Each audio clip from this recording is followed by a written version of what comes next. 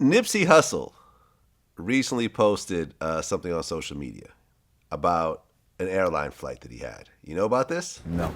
So Nipsey Hussle posted a picture of himself on an airline with a white guy behind him, reading his crossword puzzle.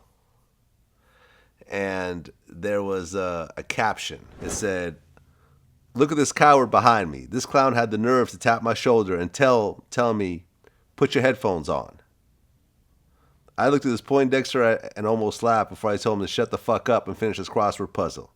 And he shut it right the fuck up and finished his puzzle.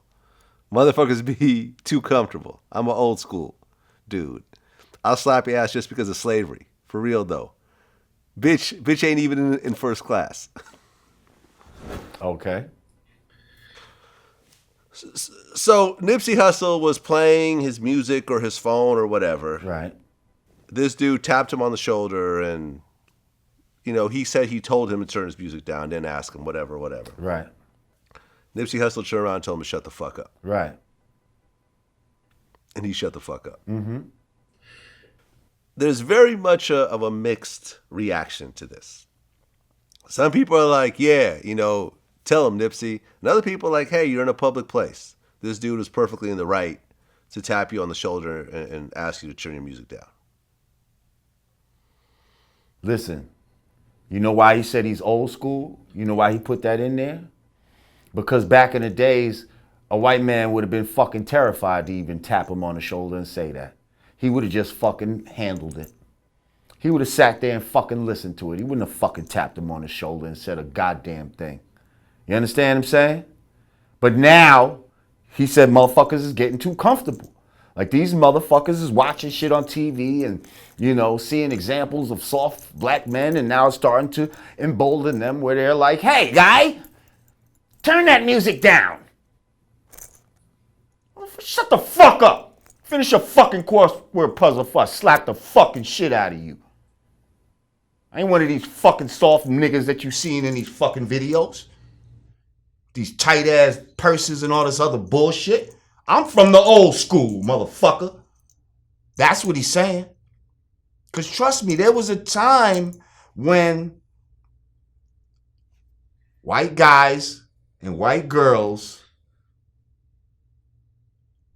especially if they grew up around black people, they're not going to say shit back to a black person. Do you remember those days, Vlad? Tell the truth, Vlad. Do you remember the days when white girls was terrified of the black girls at school? Because the black girls would get it in on the next level. Come to school with Vaseline and all kind of shit on their face, ready to beat the shit out of you. White girls wasn't ready for that shit. They wasn't saying shit. I see, shut the fuck up.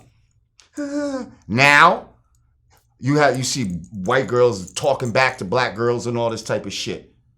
They still might get their ass whooped, but they fucking think that they could talk back. So this is what he's talking about right here. Like, trust me, there was a time when white dudes, they look at certain dudes and they're not going to say a goddamn thing, even if they fucking felt a kind of way about it. So that's what he's talking about right there. That's what he's talking about. And I feel him on that. I feel him on that because I come from that fucking era too. Well, to take a step back, but he's younger than me, so I don't know how old to take school a he step can back, be. I kind of feel like both people are probably wrong in certain regards. So, for example, if I was a passenger, I would probably just go to the flight attendant and say, "Excuse me, can you go handle that?" Because that's the flight attendant's job to go handle that. It's not my job to go confront people. Bang! There you go. Right, but it's also Nipsey's responsibility, to realize he's in a public place and there's other people that he needs to be respectful to, just like they're, should be respectful to him. Yeah, but they're not. You see what I'm saying? Like, especially being a black man in America, like, all this courtesy is not being taken for you at every fucking turn. So why am I taking all this courtesy back? You see what I'm saying? America be like, fuck you. So if I'm saying, if my little fuck you is just playing my fucking music out loud on a plane, and I'm in first class and all that, and I feel like I paid, get the fuck out of here.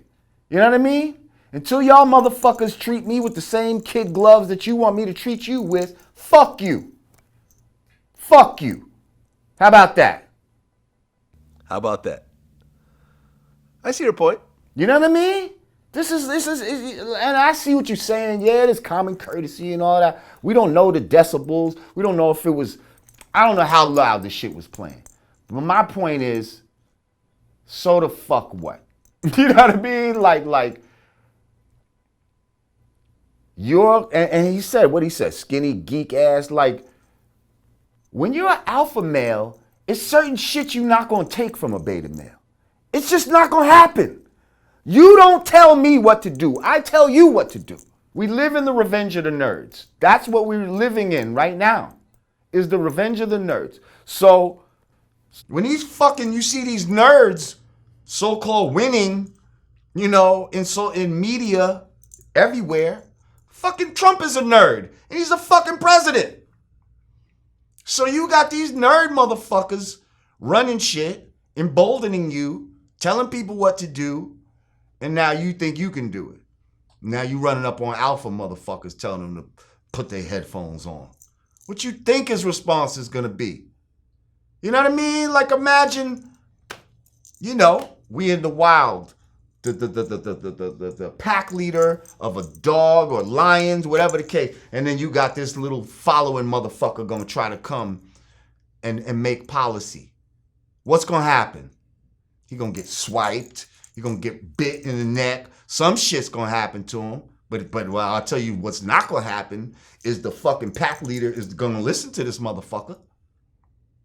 So that's what happened right there. That's what the fuck happened.